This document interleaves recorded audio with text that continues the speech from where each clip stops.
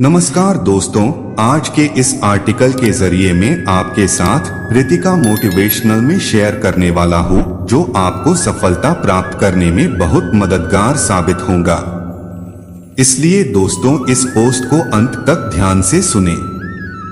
सफलता प्राप्त करने का पहला सूत्र। दोस्तों, भगवान श्री कृष्ण ने सफलता प्राप्त करने के लिए भगवद गीता के 18वें अध्याय के 14वें श्लोक में कहा है, अधिष्ठान तथा कर्ता कर्णञ्च पृथग्विधम विविधाश्च पृथक चेष्टा दैवं चैवात्र पंचमम। दोस्तों, अधिष्ठान तथा कर्ता में अधिष्ठान का मतलब है फाउंडेशन, यानी कि आपका उद्देश्य क्लियर होना चाहिए। यानी कि मुझे क्या करना है, क्यों करना है और कैसे करना है, यह सब करने वाले व्यक्ति के दिमाग में स्पष्ट होना चाहिए, यानी कि आपके दिमाग में।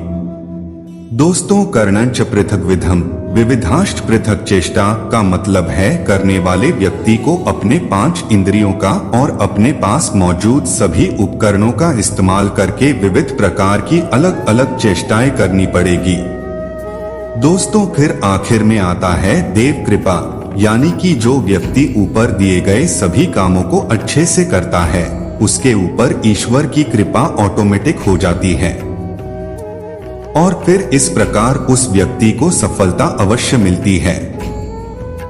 दोस्तों, अगर आप भी अपने क्षेत्र में सफलता प्राप्त करना चाहते हो, तो आपको ऊपर दिए हुए बातों को ध्यान में अवश्य रखना चाहिए।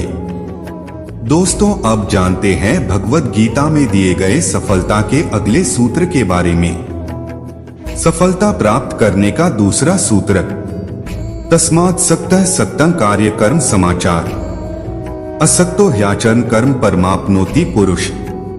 दोस्तों, भगवद गीता के 3वें अध्याय के 19वें श्लोक में भगवान श्री कृष्ण कहते हैं कि व्यक्ति को अपने कार्य को करते वक्त अपने कार्य से मिलने वाले कर्मफल से आसक्त हुए बिना अपने कार्य को अपना कर्तव्य समझकर करना चाहिए, क्योंकि अनासक्त होकर कर्म करने से उस व्यक्ति को सफलता के साथ साथ ईश्वर की प्राप्ति भी हो जाती है। सफलता प्राप्त करने का तीसरा सूत्र, कर्मण्येवाधिकारस्ते मा फलेषु कदाचन मा कर्मफल हेतुर्भुर्माते संगोस्त्व कर्मणि।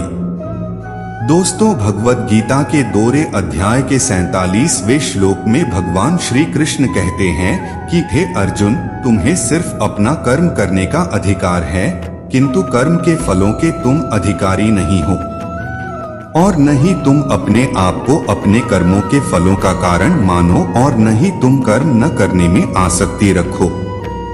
दोस्तों, यहाँ पर भगवान श्री कृष्ण के कहने का मतलब यह है, जब हम अपने कर्म से मिलने वाले फल के बारे में ही सिर्फ सोचने लग जाते हैं, तब हम अपने काम पर अच्छे से ध्यान नहीं दे पाते हैं और उसके कारण हम उस काम को अच्छे से नहीं कर पाते हैं। इसलिए यहाँ पर भगवान श्री कृष्ण कह रहे हैं कि हर व्यक्ति को अपने कर्म पर अधिकार है, किंतु उस कर्म से मिलने वाले फल से अनासक्त होकर कर्म करना चाहिए। दोस्तों, आज के इस रितिका मोटिवेशनल में सिर्फ इतना ही। दोस्तों, अगर आपको आज का यह आर्टिकल पसंद आया होगा, तो इस आर्टिकल को अपने दोस्तों के साथ व्हाट्सएप और टेलीग्राम पर अवश्य शेयर कीजिएगा।